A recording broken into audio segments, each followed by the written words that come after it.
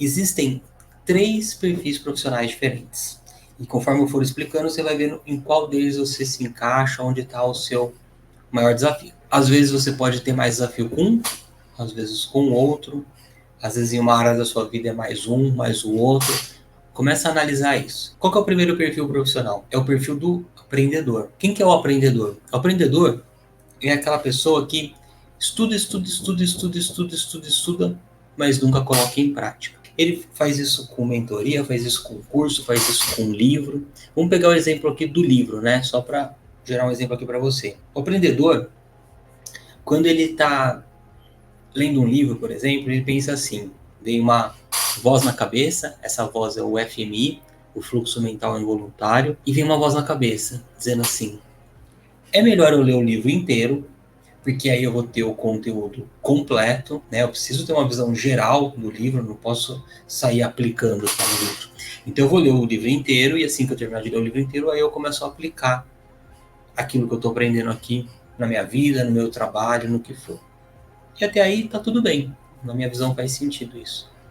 A questão é que se o cara é o aprendedor, na hora que ele tá chegando no final do livro, normalmente o autor do livro já te indicou ali um ou dois autores, um ou dois livros ou até mais. E aí ele começa a pensar assim, na verdade eu preciso ler mais esses 2 livros ou mais esse livro ou fazer mais esse curso, aí sim eu vou estar pronta para colocar em prática. Isso pode ir para o infinito. Sempre vai ter mais um curso para você fazer, sempre vai ter mais um livro para você ler, isso é maravilhoso. A gente segue no processo de evolução.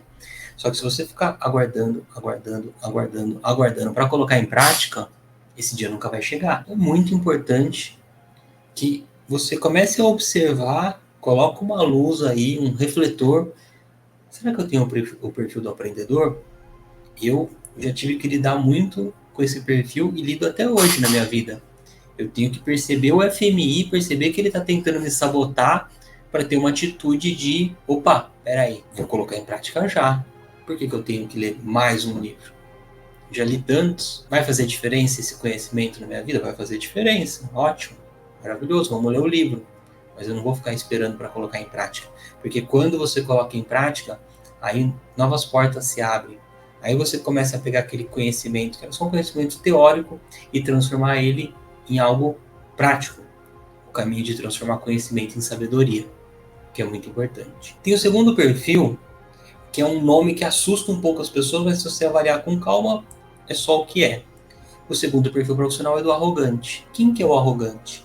É aquela pessoa que nunca está lendo livro nenhum, nunca está fazendo curso nenhum, nunca está fazendo mentoria com ninguém e segue aplicando.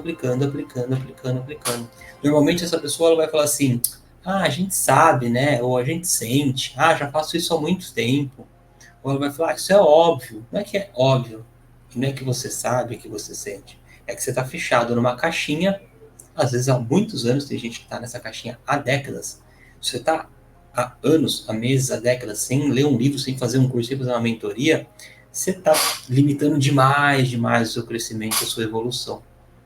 Então, o arrogante ele até aplica bastante, mas está tirando muita possibilidade de crescimento, de evolução que ele poderia ter caso ele estivesse estudando e se desenvolvendo mais. Qual que é o terceiro perfil?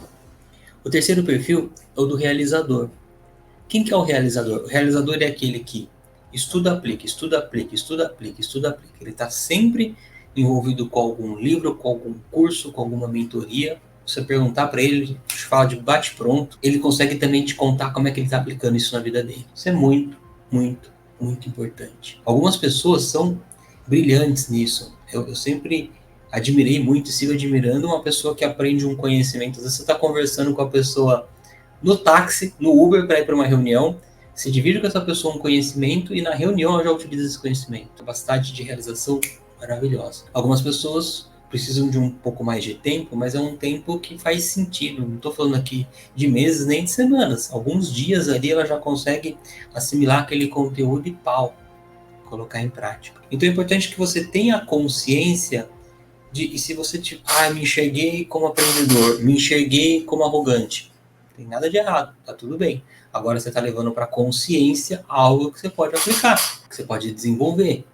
E como eu disse, o FMI ele aparece e você sabe lidar com o FMI, porque você percebe que é uma recorrência de autossabotagem e que não faz o menor sentido, que as outras vezes que essa voz veio, a hora que você viu o resultado, ela te prejudicou, e quando você conseguiu neutralizar a voz e simplesmente, vou lá, vou estudar sim, vou colocar em prática, os benefícios vieram. Então você começa a analisar o que é uma autossabotagem e o que é a sua consciência te levando para um bom caminho. Então a primeira coisa hoje é, onde está o meu maior desafio? No aprendedor ou no arrogante? Como é que eu faço para me tornar cada vez mais um grande realizador?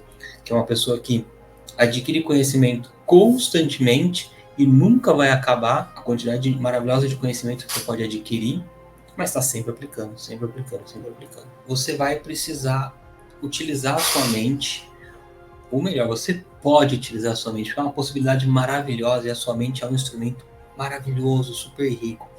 Algumas pessoas, por comunicar de uma forma um pouco errada, pode fazer você entender que a sua mente é o seu problema, mas a sua mente não é o seu problema.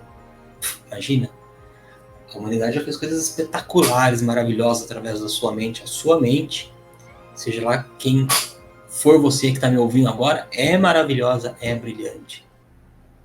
Então, você vai utilizar a sua mente e você vai utilizar o poder do pensamento também.